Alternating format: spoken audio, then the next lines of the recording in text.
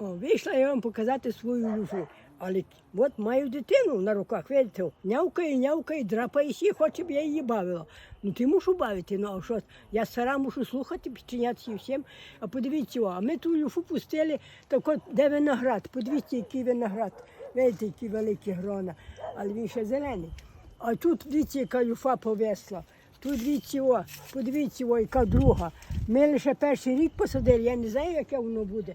І воно є багато, тут є так само повесла така файна, ще тут десь є так само, дуже багато їх є. Але як воно буде до кінця, яке воно буде, дивіться, яка файна.